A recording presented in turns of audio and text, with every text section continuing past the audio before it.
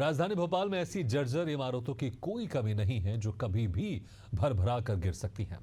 हैरानी की बात यह है कि इन मकानों में आज भी हजारों परिवार रह रहे हैं जिनकी जान हर पल खतरे में है। इनमें मासूम बच्चे, बुजुर्ग और महिलाएं भी शामिल हैं। शहर में जर्जर मकानों की संख्या 5000 से ज्यादा है। सबसे ज्यादा बुरा हाल पुराने भोपाल का है, जहां न सिर्फ निजी बल्कि सरकारी इमारतें भी गिरने की कगार पर हैं। देखिए ग्राउंड जीरो से प्रदीप तलरेजा की खास रिपोर्ट।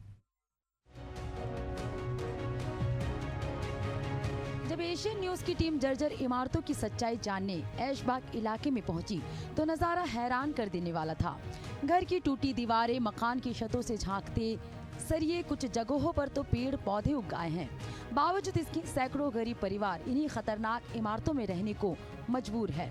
घर खाली करने की नोटिस भी चस्पा किए गए हैं।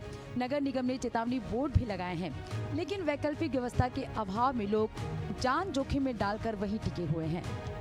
भोपाल में हजारों इमारतें रहने लायक नहीं, 5000 जर्जर मकान इमारती, 2000 बिल्डिंग्स अत्यधिक जर्जर, 1900 आवास पूरी तरह जर्जर। हर जोन में 15 से 20 मकान खतरनाक हालत में, कई इमारतें 30 से 40 साल पुरानी। नोटिस सिर्फ औपचारिकता। मानसून में खतरा और बढ़ता है, हजारों परिवार की जान खतरे में। पुराने शहर के जुमेराती, हमीदिया रोड, चौक बाजार, इकबाल मैदान और इमामी गेट जैसे इलाकों में स्थित कई मकानों का निर्माण 40 साल से भी ज्यादा पुराना है।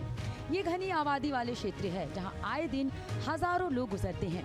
स्थानीय लोग लगातार निगम से मांग कर रहे हैं कि इन मकानों की मरम्मत की जाए या उन्हें ध्वस्त कर नया निर्माण किया जाए, लेकिन सुनवाई नहीं हो रही। मध्य प्रदेश में प्री मानसून एक्टिव हो चुका और ऐसे में कभी भी मध्य प्रदेश के अंदर भारी बारिश जो है वो हो सकती है, लेकिन इस भारी बारिश से कहीं ना कहीं नुकसान ऐसे लोगों का होगा जो निर्दोष है। हम ये शब्द इसलिए कह रहे हैं क्योंकि हम आपको कोई तस्वीरें दिखाने जा रहे हैं, वो आपको इस बात को विचलित भी करेंगी। ये राजधानी भोपाल के कुछ एरिए हैं जो हम लगातार आपको दिखा रहे हैं, और ये वो मकान हैं जो लंबे समय से क्षतिग्रस्त पड़े हैं, यानी जिन्हें जर्जर कहा जाए तो भी कम होगा।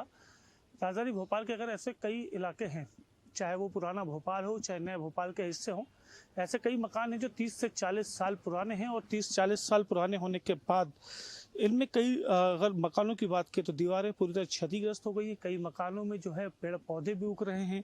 इसके अलावा मकान के जो लोग हैं वो भी अभी भी इस मकान में रह रहे हैं।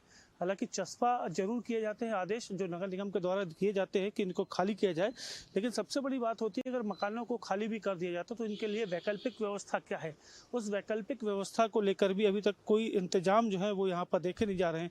ऐसे राजधानी भोपाल की अगर बात की जाए तो करीब 30 से 40 साल पुराने कई मकान हैं जो अभी भी पुराने भोपाल में हैं, और लेकिन जो हम तस्वीर आपको इस वक्त दिखा रहे हैं तो इस बात का अंदाजा कर सकते हैं कि ये वो जो मकान हैं वो कितने जर्जर हो चुके हैं।